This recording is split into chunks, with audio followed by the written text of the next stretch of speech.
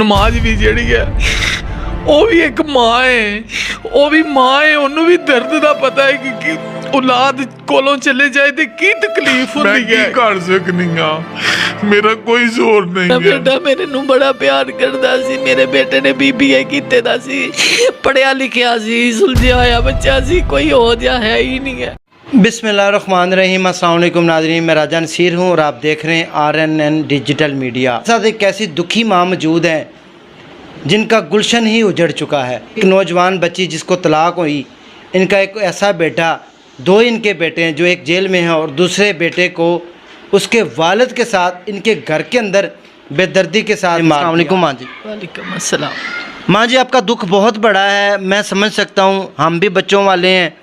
क्या मामलात पेश आए, सबसे पहले मुझे ये बताएं कि आपकी बेटी को उन्होंने क्यों घर भेजा? वो मेरे मियाँ दे मामू दे बेटे सन, मियाँ सी 3 जेठ